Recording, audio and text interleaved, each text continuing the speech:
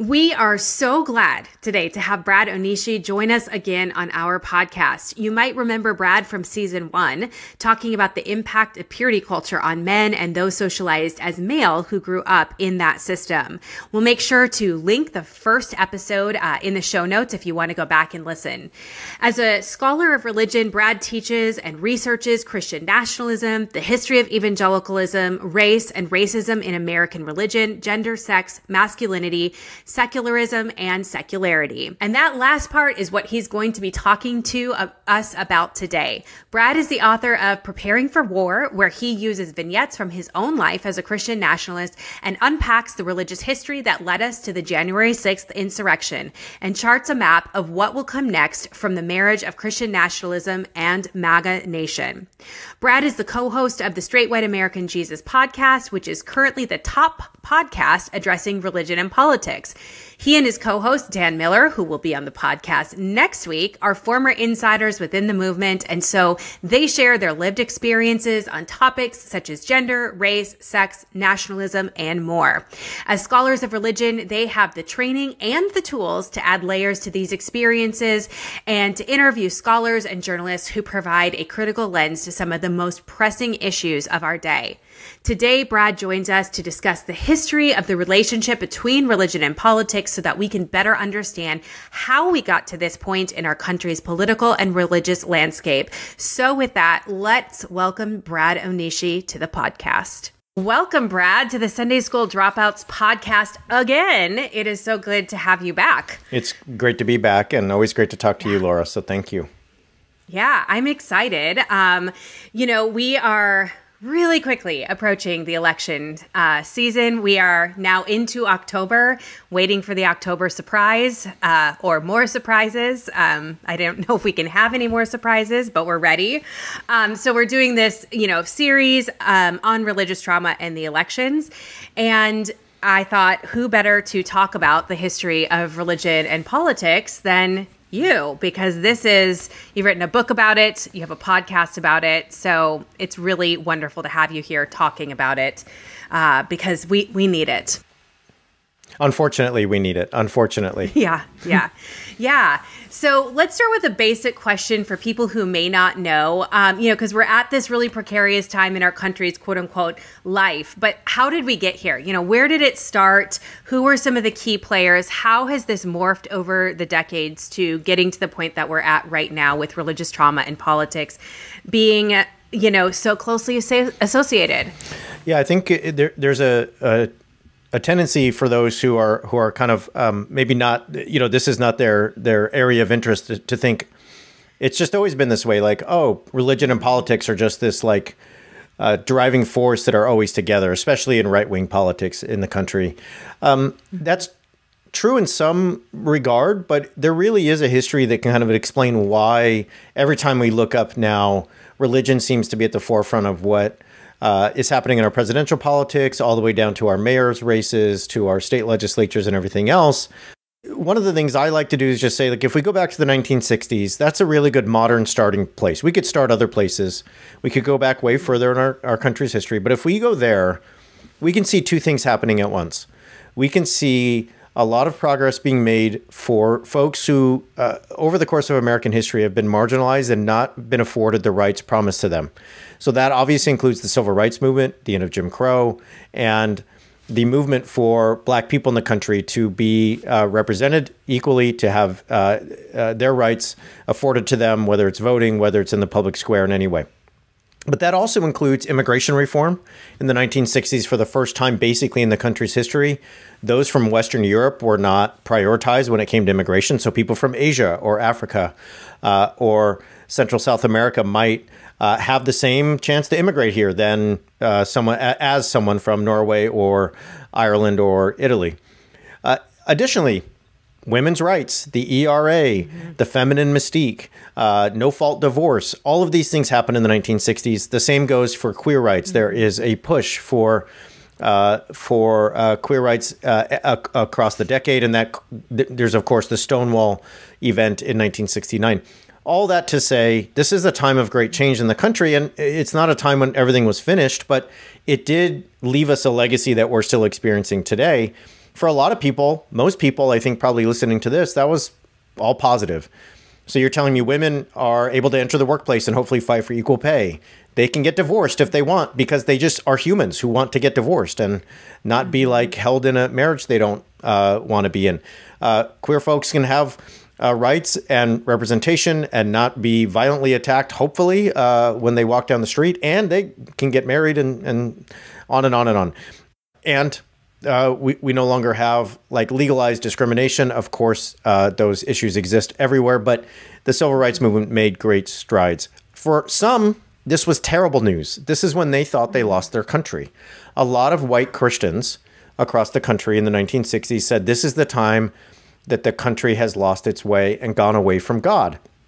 You will still hear a lot of religious leaders saying that and saying that going back to the sexual revolution and women entering the workplace and the dissolution of the nuclear family, by which they mean women like having an equal role in our job market and, being able to go have the professions they want or attain college degrees, that the nuclear family's gone and American society is really downhill. Oh, and it just happens to coincide with like immigration changes that mean a lot of like non-European folks are coming in the same numbers as the folks from Italy or Ireland or Norway. So long answer here, but I'm just trying to set the stage of like, when you think of the 1960s, it set in motion a context for one group of people, conservative white Protestants, evangelicals, Pentecostals, and Catholics, to say, if we don't act like extremists, if we don't act like warriors, well, we're going to lose our country for good. So since then, I would argue, they have been on a quest to retake their country from those who they think don't deserve it and are ruining it. That has culminated in the last 8 or 9 years of Trumpism, where Trump has really been seen as their last gasp at like saving themselves from what they think is ruin. And so that's a brief history. I could talk for the next 12 hours about all this, but hopefully it helps us understand a little bit of the context. Yeah. No, I appreciate that because, I'm thinking to the book Jesus and John Wayne, of course, by colleague, Kristen Kobus-Dumais, and she talks a lot about Billy Graham, and his role in the marriage of religion and politics, which I think was billed, correct me if I'm wrong, under they didn't want godless communism, and that's why we had to take our country back for God. But it's so interesting how that was just like a flashy front to all of these other things that were happening. And it explains why, like, if you've ever been confused as why, like, you've heard white Christian leaders like Jerry Falwell call Martin Luther King Jr. a communist, or if today you hear somebody call Joe Biden a communist, and you're like, Joe Biden's a lot of things, but as somebody who studied philosophy a long time, I can tell you, we don't usually go in the history of communism from like Marx to Trotsky to Lenin to like Joe Biden. Joe Biden. But why do they use the communist label? Because going back to that Billy Graham era, communist meant you were anti-American, anti-individual, anti-capitalism, anti-God. So it captures. So if I call Martin Luther King Jr. or Joe Biden a communist, I am encapsulating like 4 or 5 different things in there. And it's the ultimate like code word. So it makes no sense to call anyone like Joe Biden a communist. It doesn't matter because that signals to the people listening, oh, he hates God, he hates America, he hates capitalism, he hates our way of life. So I should think of him as enemy number one. Yeah, it's so interesting, how the code words work. And I mean, I remember growing up hearing a lot about that, especially as it pertained to like Russia and things like that. And so it's just such an interesting, like full circle moment, I feel like that we're experiencing right now. Yeah. Russia's an interesting one because when you and I were growing up, Russia was seen as this like perfect other enemy of the United States because communism was godless. It was communitarian. We were godly. We were individualistic. We were about the family. And all it took for like all of the churches we grew up in to be kind of super into Russia is for them to be autocratic rather than communist. So now that they have like a strongman leader who talks about the church all the time, there's a lot of Christians across the country who are like, yeah, we're in now. Sounds great. Back then when they were communists, that was the worst. But now that there's like a dictator who like, basically tells the church what to do, this looks pretty good. I wish we kind of had that here. There's a lot of people saying that. Yeah. Yeah. Oh, so interesting. So going back a little bit to, I think it's maybe the election of Ronald Reagan is such a pivotal point in our country's history in terms of the last 30 years or so of like now, getting to now. Can you just tell people a little bit about, I don't know, say like Paul Weyrich, Jerry Falwell, moral majority, Jimmy Carter versus Ronald Reagan, like some of these sorts of things that are kind of continuing to shape the direction of where we got to? Yeah. So Ronald Reagan's elected in 1980. So if we go back just 4 years before that, we get the election of Jimmy Carter. Jimmy Carter just turned 100. He is still with us. And Jimmy Carter's like made in a lab, seemingly, for the white Christian to be excited about. Like if you're a white Christian across the country, you're like, well, this dude was born on a farm in Georgia, like rural Georgia, not like outside of Atlanta. There's like not a stop sign there, or Stoplight. Thank you very much. I get it. Yeah. I had that. I grew up in that city too. Yeah. For like a long time we're in Plains, Georgia. He is a Southern Baptist his whole life. He's 100 years old. He's dated and married one woman for that 100 years, and that is Rosalind, who died a little bit ago. He joined the military. Like if you wanted to make like a video game character who's the perfect white Christian conservative candidate, military, high school sweetheart, Southern Baptist, peanut farming, rural Georgian. Sounds great. The problem is when he got into the White House, he was not vehemently anti-abortion publicly because he said people had the right to choose. He appointed more women and people of color to the federal judiciary than anyone before him. He was, when it came to war, not aggressive as a war hawk, but instead was really into diplomacy and negotiation. Now, we can debate whether all that was successful. Here's the point, is that this man who's a lifelong Southern Baptist from Georgia is seen a year or two into his presidency as not a real Christian, not a real American. The guy was a military officer and he taught Sunday school. Not a real Christian, not a real American. We need someone in there who will stand up for Christians. Like that sounds really weird. But it was because to be quote unquote a Christian meant to be overwhelmingly anti-abortion, overwhelmingly anti-gay, traditional quote unquote family, meaning women in the house, not as federal judges, things like that. Really coming out as a strong war hawk who would use nuclear weapons or anything else needed to like destroy America's enemies in the Cold War. So we get this whole movement of conservative Catholics and evangelicals who joined together to make sure the right guy gets into the White House. It wasn't the Southern Baptist military officer. It was the Hollywood actor named Ronald Reagan, who was divorced, pro-abortion, from California, didn't have a great relationship with his older kids. Actually, just in a weird turn of events at a conference, had dinner with Ron Reagan, his son. Oh, wow. Who is a staunch atheist and so on, and a Democrat and so on and so forth.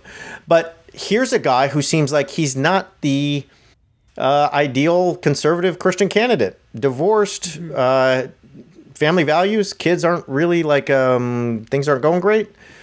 Pro-abortion for most of his thing. And he really was not a churchgoer up until like really recently. Not somebody who could quote the Bible like a Sunday school teacher. Not somebody who'd spent 4 decades as a Southern Baptist or anything else.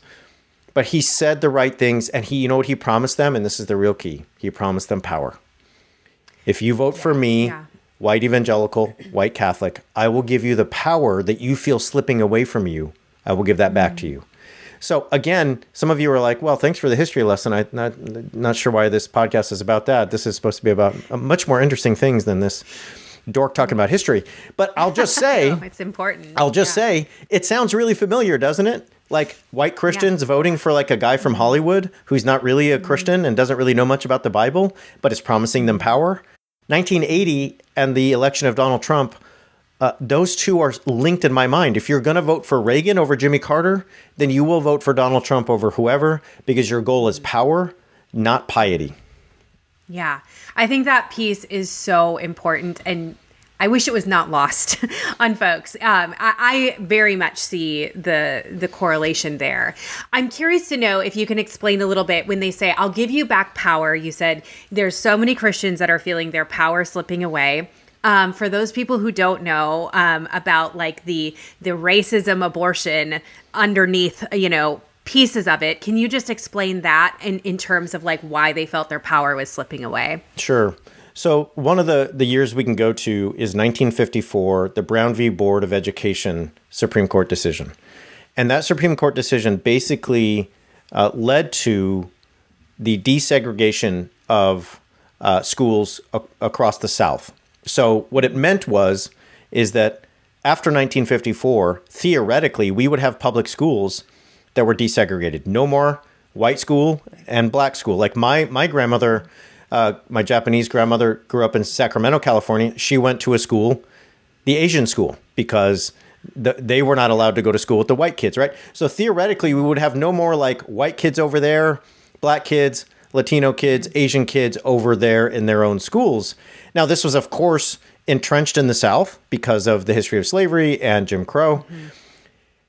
In order to get around this ruling, white Christians and white people in the South devised a plan. Well, we will build private schools attached to churches, and they will be whites only. So that's what happened. A huge and overwhelming network of private schools started to pop up around the South. So much so that there were public school districts that closed in Virginia because there was no white kids left to go to them because they were all going to these church-affiliated private schools across the county and the region. Well, this came to a head in the 60s because the IRS started to say, look, if you are going to run whites-only Christian schools in Alabama or Mississippi or Virginia, we're going to not honor your tax exempt status. So if you're a church, you're going to start paying taxes. This was a huge affront to these churches and universities and colleges that had these policies, but they used it ingeniously because they turned this into a moment where they said, look, the federal government has turned away from God. What has happened to this country where churches are not allowed to have schools where they can teach their children how they want, build a curriculum that honors family, God, and country, educate our kids how we see fit? What happened to that great American tradition? This is kind of what you hear today in a lot of corners of our country. They turned this into an assault on the family, an assault on the church, an assault on American values. It was really, according to the historical record, based on racism. They did not want white kids, their white kids, going to school with black kids or Latino kids or Asian kids or whoever, and they didn't want them mixed in together, period. Jerry Falwell, one of the most famous pastors in this movement, he had an academy at his church that was whites only. His church was whites only throughout the 1960s. So racism is a huge part of this. And when you see, again, what happens in the 1960s with the civil rights movement, with immigration, with movements in 1968 for Asian American coalition building, for the ways that Latino organizers joined with black organizers, joined with Asian organizers in the Bay Area to create a pan-racial coalition against the Vietnam War and so on. It starts to look like, hey, we're going to lose our country to them if we don't act. And so that racism is a core part of all of this reactionary politics, whether it's in the 60s or whether it's today. That's a big part of it. In the 70s, we, of course, get the Roe v. Wade decision. And this adds a dimension that I think that is still with us today, of course. Before the 1970s, most Protestants in the country were not anti-abortion, at least in every case. It was a mixed bag. 90% of Baptists in Texas were for abortion in some form throughout the 1960s. The leader of the Southern Baptist Convention said abortion in cases, certain cases, including rape, incest, but also others, is totally permissible under God's plan for humanity. Popular evangelical theologians like Norman Geisler said the same thing. We get Roe v. Wade, And all of a sudden, it's another chance to say, this is an issue that we can use to create a coalition. So you see a grand switch. You see a switch to abortion is murder. No Christian could support abortion ever. And if you are with us as a Christ follower and lover, then you should oppose abortion in any case. So it starts with this, white racism in terms of schools. It leads to this idea that we are going to protect the Holocaust of the unborn. And now you're often running with a coalition that's like, yeah, we're losing our country to all these interlopers. And you know what they want to do? Those folks over there, those radicals protesting the Vietnam War, all those black folks all clamoring for like rights all the time, and these Asian people that are now in the country, and these women in the workplace, or these women who are like saying they're going to be single and like not have children. They want to kill babies. Y'all want to get on that or not? Because that seems evil to me. Don't you think? This is how you get the marriage of the GOP and the conservative Christian. I think that's so important. Okay, so I'm going to float an idea by you. I was interviewed for a podcast series last week talking about Jerry Falwell and, kind of the history of all of that and purity culture and everything. And they were like, why did this happen, essentially? Like, what's the long game? And I said, this is just my philosophy. I could be totally wrong. But I said, we have this anti-abortion thing with racism as its like foundation, right? And then this drive for power, political power.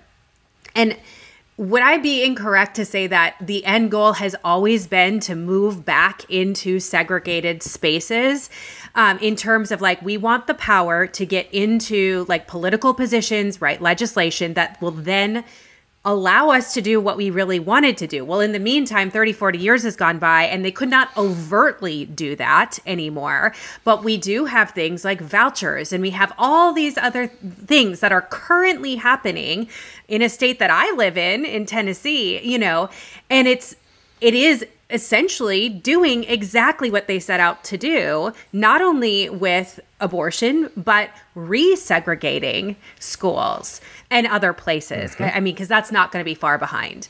And so it may have taken 30 or 40 years to get back to what feels like that original goal. But I'm like, what are we just seeing like the period at the end of the sentence for them of like, oh, this is what we were doing all along?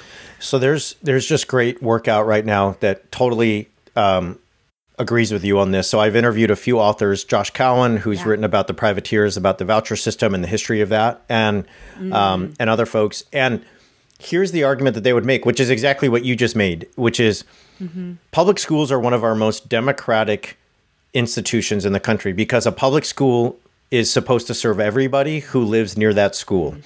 Your religion doesn't matter. Your income shouldn't matter. Nothing should matter except it's your neighborhood. So you go to the school and we serve everybody. And because we serve everybody, we don't play favorites with any one group. We don't, according to, and this is something we also could have talked about, we don't teach the Bible or pray anymore because in the 1960s, the Supreme Court decided that's probably not a good idea. That's a whole nother reason the white Christians are upset.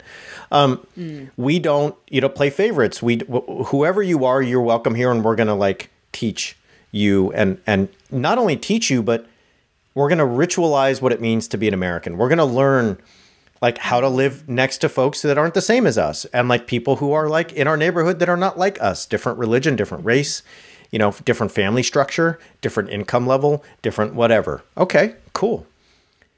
So if you want to like weaken a nation that is pluralistic, multiracial, multi-ethnic, that has people who in their homes oftentimes speak different languages because they have a recent immigrant story, you would weaken the public school. The public school would be your enemy because that is where your kids and your country will encounter difference, learn to negotiate and live with people different than them and respect and love those people, care for those people. So the voucher systems, whether in Tennessee, whether in Arizona, wherever they are the culmination of exactly what you said, Laura, a 60-year operation to destroy public schools such that you destroy one of the strongest threads in the fabric of American public life that teaches us how to live with each other, right? And so what we're seeing in Arizona is that so much money has gone to vouchers and to private schools that the public school system is now hundreds of millions of dollars under budget, and they have to cut core programs. So now, because we gave money for vouchers for this kid to go over here to that school, that Catholic school, or that fundamentalist Christian school that teaches creationism and that gay people are from the devil, your high school may not have a volleyball team or like an art program or a debate squad, right? Because we just don't have money for that anymore. That's the goal. The goal is to crater the public school system, and by cratering the public school system, create one of the most powerful institutions we have for America as a multiracial, pluralistic democracy. So I think you're right on, and it scares the hell out of me. Yeah. It's funny, not haha funny, but I realized this whenever I moved from the north to the south, which was about 15 years ago, and I moved to Nashville, which is Davidson County, and I quickly learned that like homeschooling was really big here. And so we're private schools, and I couldn't understand. And somebody was like, oh, the public schools are just terrible. Well, that was code for there's no white kids in them. And they're seriously underfunded. And, you know, you've got classroom sizes that are way too big with teachers that don't even have to have a teaching license to teach in the schools. And it was already happening 15 years ago. Now, at that point, I didn't know the name for it, but I saw it. And I remember thinking, oh, yeah, I guess like if you have money, then you just put your kids in a private school or maybe you homeschool them. And then I was like, oh, wait, who's doing that? You know, and I feel like Tennessee is like a testing ground for so much and nobody knows. Oh, yeah. Because we've been doing these things for decades and now everybody's catching up, but nobody knows that Tennessee has been just archaic for forever, you know? And you know, if you think about that strategy, all right, so there's no money going to the schools. And let's just take that one bit you said.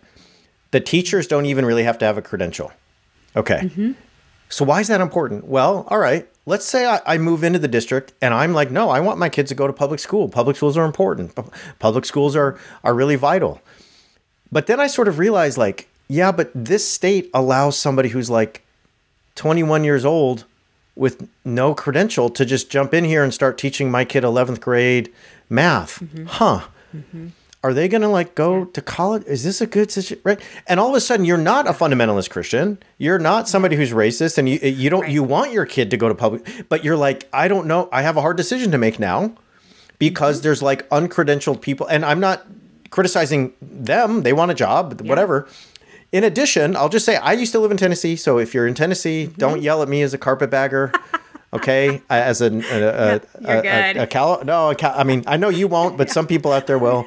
My mother's from Dyersburg. If it helps, my mother and my family's from Dyersburg, the west of Tennessee. I can put on the Delta accent if anyone wants. My grandmother, my mother all come from there. In Tennessee, there's no state income tax, right? And you know, and I know we're not on a podcast to debate tax code, but I will say the states with no income tax are Tennessee and Florida and Nevada. And Tennessee and Florida especially are exactly what you just said, Laura. They are laboratories for conservative policies. And both Tennessee and Florida, it is no coincidence to me, you don't have an income tax, so you're not taxing especially the richest citizens of your state. And then your schools are underfunded. You know, we can debate and disagree on some of those things, but to me, that's not a coincidence. If you want weak public schools, don't have an income tax where the people making six figures and millions of dollars every year are paying into that system to kind of make sure it works. Yeah. Yeah, we can have a whole other conversation about that, which that'll be, you know, part 2 with our Diet Cokes. So we'll get real wild and crazy up in here. So one of the questions we've been asking everybody in this Religious Trauma in the Election series is, what is Christian nationalism, according to you? Because all of this is leading into this idea of Christian nationalism. So as you understand it or explain it, what is Christian nationalism? What is it? What are the beliefs? What does it stand on? So here's, I think, you know, I think everyone's going to have a different way to explain this. It's a political movement. They can talk about it sociologically. I'm going to give you an easy way to talk about this with your cousin, your friend, your colleague, your dad, who says this line. Here's the line you're going to hear. Well, if loving God and loving America makes me a Christian nationalist, sign me up, buddy. Okay. Yeah. So that's what Marjorie Taylor Greene says. That's what other people say. Well, I just love God and love America. I don't know why that's wrong. Okay. Christian nationalism is not loving God and loving America. I never lose sleep at night about people who love God and love America. Christian nationalism is, because I love God, I am more American than you. Because I love this God, I'm a real American and you're not. Because I love this God, I get more of America than you. That's Christian nationalism. So if we envisioned every kind of American around a round table, every racial demographic, ethnic demographic, every religious demographic, every gender, sexual identity demographic, everybody's there. Black Americans, non-binary Americans, Hindu Americans, Buddhist, everybody, Northerners, Southerners, Midwesterners, whoever. And before the meeting starts, of all these different kinds of folks with the same country, the white Christian stands up and says, look, good to be here. I don't have a problem with all of you. Some of you, whatever. But I just need everyone to know here that because of my faith, and implicitly because of my race, but really because of my faith, I'm just going to always have a different position at this table than the rest of you. I get a different kind of a status and authority, a different vote, and I just count more. Now, as long as you all accept that, whether you're like a Chinese Buddhist or a black Muslim or an atheist from Portland, or a humanist from New York City, or a Jew from Atlanta, as long as you all accept that stuff, we're going to be good. Now, if you don't, we're going to have issues. And then if you really don't, traditionally, we've held the most power, white Christians. And we're going to do everything we can to make sure that the military and the police and the other people with force and authority are with us. And just everyone be cool and know where you belong here. We'll have a nice country. Some of you are going to have to leave. We're going to get rid of you. A lot of you don't, though. And as long as you stay and aren't trying to be trans in public and stuff, or hold hands as a gay couple, walking down the street, in Chattanooga or in Central PA, we'll be fine. But if not, there'll be an issue. So that illustration shows me is a couple things. It shows you the privilege that Christian nationalism wants to give to one group of Americans. And therefore, it shows you that Christian nationalism is anti-democratic. Because you're saying that because of your religion, and implicitly because of your race, but really because of your religion, you get more of America than everyone else. So Christian nationalists on surveys, about 25% of the nation will say, the U.S. government should declare this a Christian nation.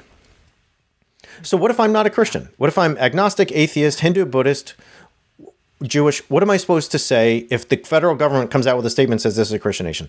I am a second-class citizen. That's what that means. Okay? There is about 25% of Americans who say that the church should have dominion over every aspect of society. Again, I'm a second-class citizen. 9% of Americans, according to a study by Paul Jupe at Denison University, say that only Christians should be citizens. So, wow. 1 out of 10 Americans is only Christians get to be citizens. So Christian nationalism is not, I love God and I love America. Christian nationalism is I love God. And because of that, I get to be in charge of America, and everyone else just listen up and be cool. And then we won't have problems. But if you don't, you better look out. Yeah. Ooh. Yeah. Which just sounds, terrifying on so many levels, not least of which is the policies, the legislation that they are already passing, trying to put into our laws and everything like that. When you look at, the long game that they've been playing and, what Christian nationalism is, I wonder, what are the concerns here in terms of the policies? What are they doing? Yeah. What is Christian nationalism promoting? So Project 2025 is it's a thoroughly Christian nationalist vision for the president of the United States. So Project 2025 comes straight from Christian nationalists. It comes from the Heritage Foundation, which was started by Paul Weyrich, the guy that started the whole thing with Jerry Falwell 60 years ago. It's signed on by Liberty University, TPUSA, Hillsdale College, all of these Christian nationalist organizations.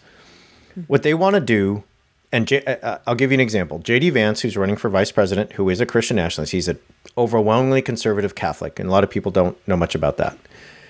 But he said recently to Charlie Kirk, Charlie Kirk's a really, really influential person and Christian nationalist in this country. He said on his podcast, we should tax the things that are bad and reward the things that are good.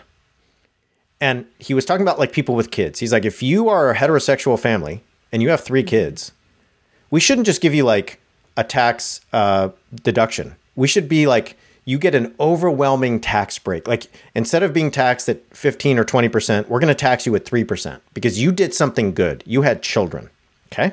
Wow. That was his point. But I want everyone just to focus on what he said there. Use the government, the coercive power of the government, to reward what we think is good and punish what we think is bad. If you just take that mantra, you can apply that to every Christian nationalist policy you encounter. So if it is abortion, they want not only to make it illegal, but they want to punish you if you have an abortion. They want to, if you're on the highway trying to get out of your state to get an abortion, they want to put you in jail. Joel Webbin, a Christian nationalist pastor in Texas, said recently, revival in the country would look like women getting the death penalty for having abortions. That is what Christian revival would look like. So again, it's not just, hey, I don't want you to have access to abortion. It's, if you have a miscarriage we think is a little suspicious, like happened in South Carolina recently, right? We might need to put you in jail and just figure out what happened. So that's one, okay? But then 2, they want to punish those they think are wrong. So if you are non-binary, if you are trans, they want the federal government to make it absolutely impossible for you anywhere you are, California, Seattle, any of these liberal bastions, New York City, you cannot have an identity that is one that recognizes your status as a trans person, as a non-binary person. You are legally erased from our system. There is no chance for that kind of recognition for you according to your personal identity and who you are. When it comes to families, they want the federal government to dictate that the only real American and legal kind of family is a cis man married to a cis woman, and the expectation would be that you would have children, and we will reward you heavily if you do. Okay? So if you are not in that kind of relationship, if you are in any kind of queer relationship, polyamorous relationship, you're just 2 people married and don't want to have children, you are not doing what you're supposed to do according to their government, and they will try to hurt you. They also want to make sure that those who, quote unquote, are not real Americans will not be here anymore. So the plan is, and I can give you all the evidence and receipts if you want them, to deport 10 or 20 million people from the country.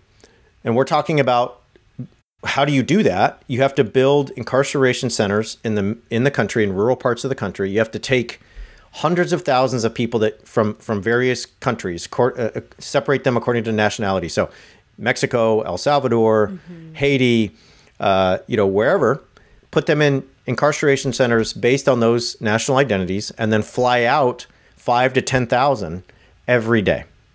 Okay.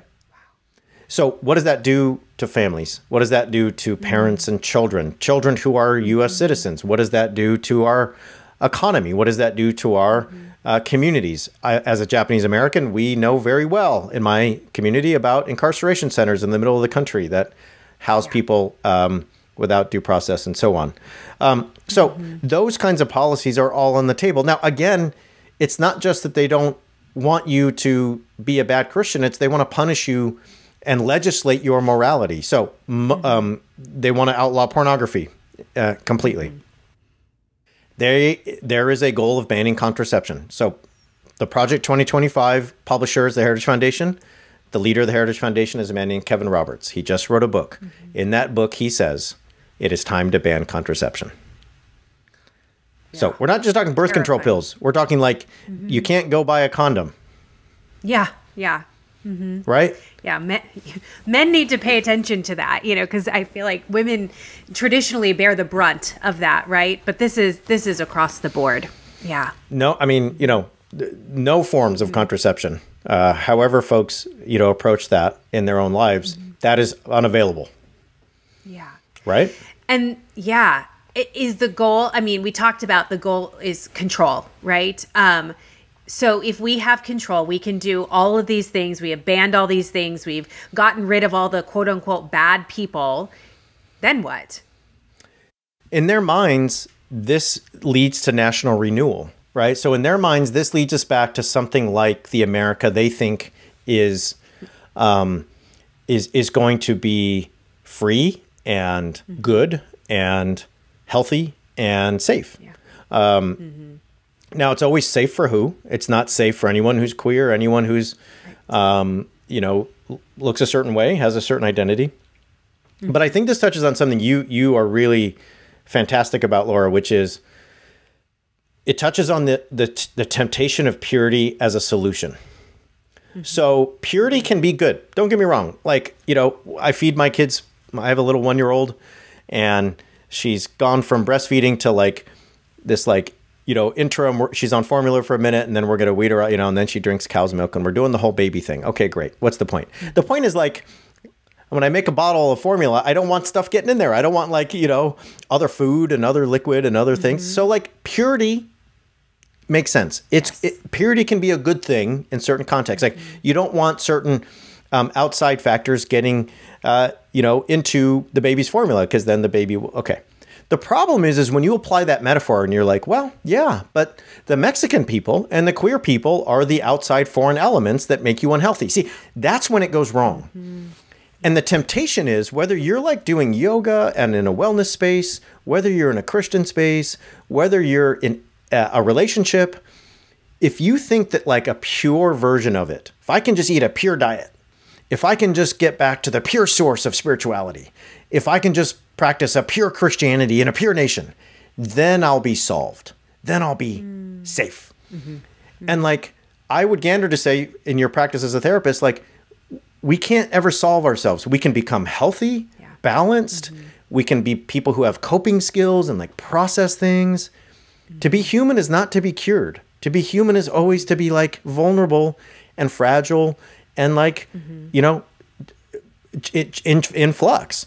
But the temptation politically is the same one that we often use in other places. Hey, if I can just eat pure, or if I can just do this in a pure way, or if my relationship is pure, then I'll be solved and I'll finally be happy and I won't feel, pain, and I won't feel fear, and I won't feel anything else. That's the goal. And it's a false friend. But this is how this politics takes off. It says, I'm going to purify your nation of all the infectants and all the pollutants. And once it's purified, I promise you'll be happy and safe and healthy. And this is what Trump said. I'm your protector. Yes, yeah. You won't even think about abortion. You'll be happy. You'll go to the grocery store, women, and be grateful because I made eggs that are affordable. I promise you, I'm the big daddy who will be president under the big daddy God, and we'll make you all happy and healthy if you let us. Yeah. I'm part of me just wants to vomit. And then the other part of me is there is, I remember reading a long time ago in a book talking about why do we have all these religions? Why do we have these denominations? Why do we have religious rules and things like that? And it's all this attempt to deal with fear, which is really, when we look at the core of our human needs, the need for safety and stability and security is paramount, right? And so often what we do is through external control. I make myself feel safe so that, by controlling the external, pieces and people around me, and then I'll be good, which is exactly what you're describing on a macro level, but happens on a physiological level inside each one of us, which is fascinating, but not shocking. Well, and I think one of the things that is worth unpacking, and I know we're going to run out of time, is the there's a lot of folks, whether it's in the 1960s or now, who are white Christians who are experiencing being a minority for the first time. Like the country became no longer a white Christian majority country about 10 years ago. Yeah. Meaning white Catholics, white Protestants, white mainline, everybody together does not equal a majority of the country anymore. Okay. Now it's not that we're white majority country barely, but we are not a white Christian majority country. Right. I think that the experience of being a minority, the experience of no longer having the privilege around that round table, of looking around the round table of all Americans and realizing we're just not the majority and we probably never will be again, has led to a form of like what they might call trauma, where they are now identifying things that we do when we're traumatized that are not dangerous, that are not pollutants, that are not actually harmful, as like, this is the apocalypse. Like the presence of the Hindu person at my kid's playground is an apocalypse. The fact that we're going to elect a black woman, an Asian woman president, country's over, right? Like I took my kid to the school and guess what? There were some parents there speaking Spanish. Apocalypse. Like there's all these things that like a lot of us are like, I don't know. That seems like America. That's kind of where it's kind of, there's a lot of great stuff about that and blah, blah, blah. And they're like, no. This is a sign of danger, which is what we do when we're traumatized. And like we have, but the trauma here is coming from the loss of privilege and the no longer having the power to like impose yourself on other people. I don't know. I could be wrong. And you may want to correct me here because I might be, I'm totally open to that. Yeah. I think that's exactly right. And, because that was one of my questions for you is like, how does this correlate? How does Christian nationalism correlate to trauma?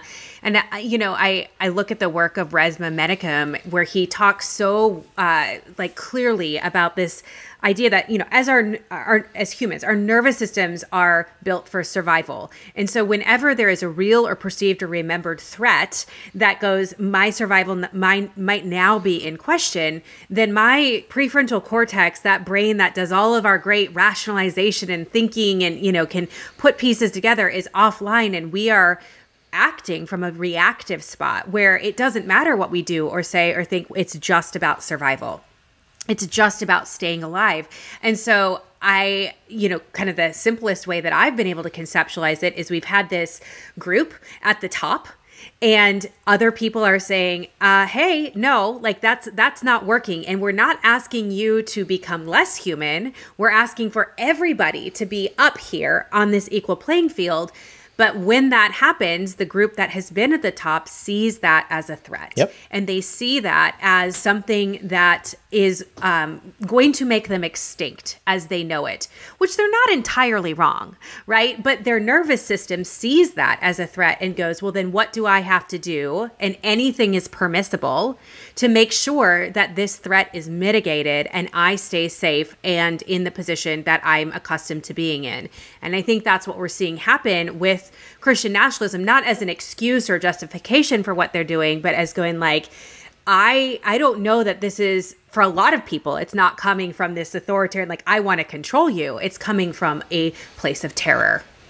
And it's why the politics of fear works so well in those churches and in those spaces, because if you're the person selling really helpful but hard-won techniques to cope with change and difference, and like, hey, let's cultivate your nervous system in a way that you're not in fight or flight when you encounter the non-Christian at the park or the recent immigrant at the DMV or the family speaking Spanish at your school. Like, hey, let's find a way to like not let that turn us into fight or flight and survival mode. That person, guess what? They don't have any Twitter followers. They lost their job at the church. They don't have any money. And right. But the person who's like, listen, y'all, they're coming to make you extinct. They're demons. Absolutely. You ready to fight these demons with me? You ready to like root out Satan? Because that's who they are. You know what that guy gets? Tons of followers, tons of money. He's up there speaking at the rally. He's getting called to go to this national convention. He's getting the magazine cover. And that person wins in that space because that politics of fear feeds that whole like system you just talked about. And then goes into power. And power means control. And I can assure safety for myself and others. So fun. And I mean, I'm excited because that leads right into our next episode that we're doing with your colleague, my colleague, Dan Miller, where we're talking about how we use things like fear and trauma as a way to push forward propaganda and really just playing on people's fear. So I think a perfect lead in. I love Dan Miller with all my heart. Yeah. We've done 700 episodes of our podcast together. Yeah. But please do not tell him that his musical taste is good, because he's getting a big head. He has this intense interest in heavy metal, and up until now it's been very niche, but people in the Discord have been like encouraging him and telling him they also like that music. So now he's kind of walking around like he's pretty hip, and we don't need more people feeding that monster. Okay. Yeah, we don't need the power to go to his head so that he creates rules and demands that everybody listen to that type of music. That's what I'm worried about. So all right, we'll make sure to just cut him off at the knees then. Heavy metal Dan Miller nationalism is not something we need. So all right. No, I love it. Well, I'm stealing the last question I want to ask you. I'm stealing from your podcast, Straight White American Jesus, which I really, really encourage everybody to go listen to. But you end all of your Friday weekly roundups with that question of like, what is my reason for hope? So we've had this dismal conversation about what is happening, and we're living it, right? We've got about a month or so. I mean, when this drops, it will be less than a month away from the elections. So what are the reasons for hope? I think there's a lot. I think one, there's way more of us who don't want this kind of nation than there are with them. Yeah. And I think that's really important to remember. I think that folks are kind of realizing that this doesn't work, that you might have been seduced into this, but whether it's Christian nationalism or Christian extremism, or whether it's what I would take to be fascism, I want to remind everyone, and I think a lot of people are learning this, that it eventually does one of two things. It comes for you because you're not pure enough, right? Yeah. So it's going to come for you at some point, whether it's because of your kids coming out as bi, whether it's because you have the wrong kind of family, because you are somebody who wants the freedom of reproductive rights for you or for others. It will come for you, or it will ask you to come for others. It will ask you to right? And a lot of people are realizing that, whether that's in school boards, whether that's, that extremism hurts a lot of people. So I think we're seeing that. I think that when we work together, there is way more people around the round table of America that want a multiracial, pluralistic democracy for everyone than want a imposed Christian supremacy or anything else. So that's true. And when you go out and mobilize and work together, when you go out and gather and set out a goal or have an issue that you're working on or toward, it feels really good. It feels way better than sitting at home being depressed by the news, by the timeline, and just doom scrolling. Doom scrolling doesn't help. Laura, you can tell everyone more than me that despair is not an answer. And but being together engenders hope, because you feel momentum and you feel like you can win. And I think that's what gives me hope. Oh, I love that.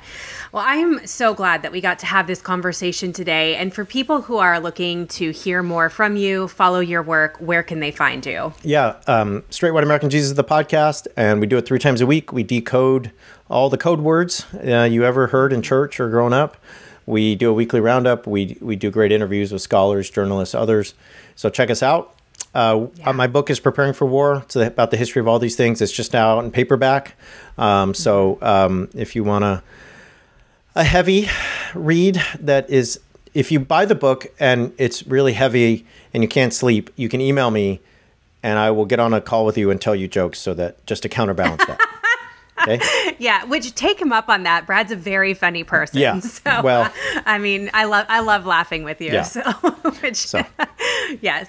Well, that's awesome. Yeah. So everybody go and listen to the podcast. Follow Straight White American Jesus on social media. Who knows? Maybe Dan will show up with his heavy metal on some, TikTok reel or something like that, and cargo shorts, and you guys can have a grand old time. Yeah. So awesome. Well, thank you again, Brad, for joining us today. And everybody go follow. All right. Thank you. thank you again so much to Brad Onishi for joining us for this episode of Sunday School Dropouts. Brad is such a great friend and colleague. I've loved every time that I get to speak with him, especially in a context like this, where, he is able to share such amazing knowledge about the things that are happening in our country, the history of them. We didn't get into it too much today, but Brad also grew up a part of evangelicalism and has his own experience growing up in it, as well as being a pastor in it. If you want to hear more of Brad's story, he shares a bit on the last episode that he was on back in January, when we talked about the impact of purity culture on individuals socialized as male growing up in that system. So I'm just so thankful for Brad. I find what he has to say very illuminating, and maybe for those of us who grew up in evangelical spaces, high control religion, it's almost like it's putting together some of the pieces that maybe we all experienced, but we didn't have a way to organize it.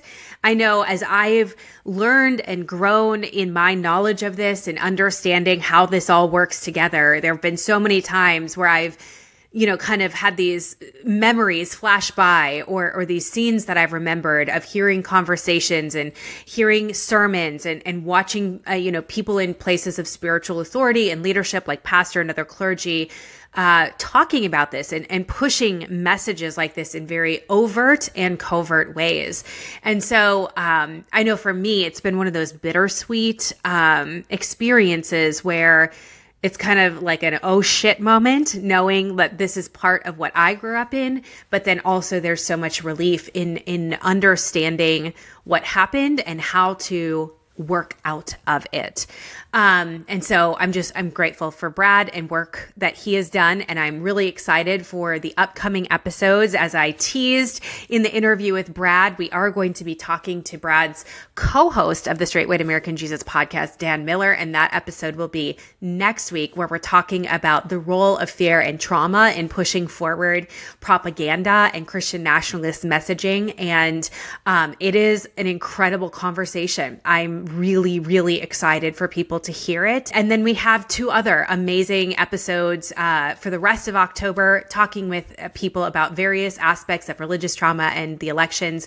And that, of course, will lead us all the way up to election week, where we will be doing another episode on election day that will hopefully bring about a sense of support and connectedness and resources and skills as we are preparing for this. So if you are listening to this in real time, I want to remind you that the Center for Trauma Resolution and Recovery has something really awesome coming up. We are doing some religious trauma and the elections support groups.